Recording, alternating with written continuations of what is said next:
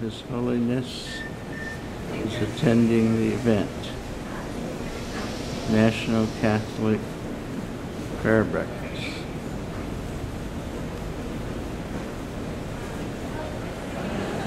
Settle down. It's a talk I've given at Catholic prayer breakfasts elsewhere, so if you've heard it before, you leave and come back later. I happen to think it's the best talk I ever wrote. Its topic, its title is not to the wise, the Christian as cretin. The second half of that title, the Christian as cretin, is of course, we can play on words, and it is wordplay that has some etymological basis.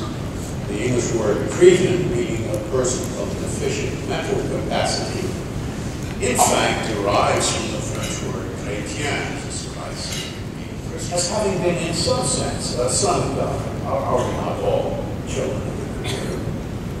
And as having in some sense triumphed over death. His message, after all, is on. Underneath all that, I say, and still be considered sophisticated. But to believe in what might be called traditional Christianity is something else. To believe, first and foremost, that Christ how utterly ridiculous to forego perfectly legitimate pleasures and to seek his comfort. How absurd the vow of chastity and aversion. Or the belief in miracles, as at Lourdes or Fatima.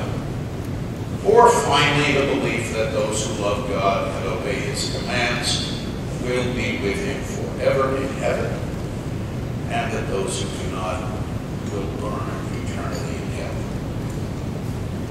Surely those who adhere to all or most of these traditional Christian beliefs are regarded within the educated circles that you and I travel in, and I guess most circles today are educated in the age of mass education.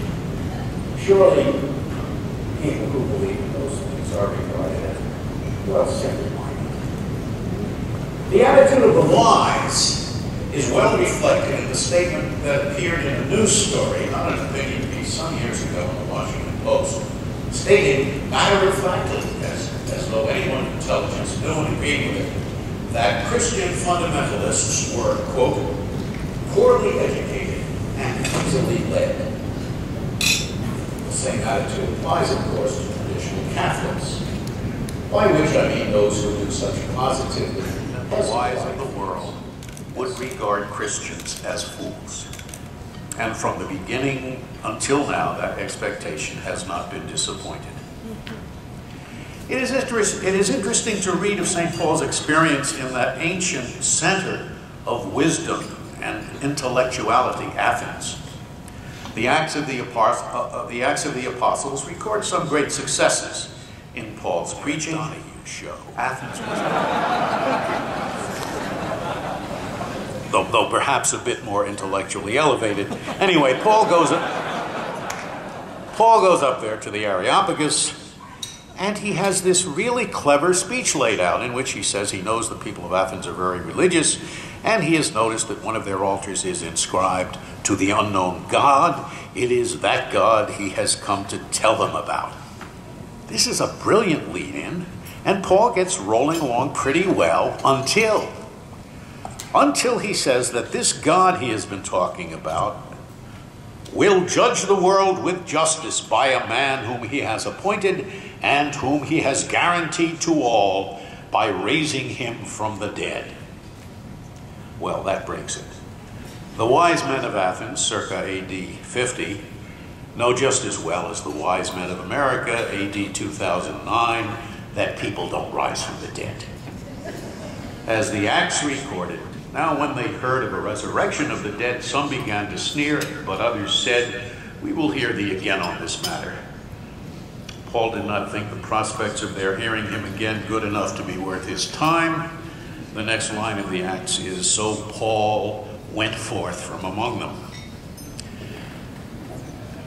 Now, let me propel you forward in time from AD 50 to AD 1804, just yesterday by comparison. We find in the writing of Jesus' biographers, that is, the evangelists, matter of two distinct descriptions. First, a groundwork of vulgar ignorance, of things impossible, of superstitions, fanaticisms, and fabrications. Intermixed with these, again, are sublime ideas of the Supreme Being, aphorisms, and precepts of the purest morality and benevolence, sanctioned by a life of humility, innocence, and simplicity of manners, neglect of riches, absence of worldly ambition and honors, with an eloquence and persuasiveness which have not been surpassed. These could not be the intentions of the groveling authors who related them. They are far beyond the powers of their feeble minds. They show there was a character, a subject of their history, whose splendid conceptions were above suspicion as being interpolations from their minds. Can we be at a loss in separating such materials and describing each to its original author?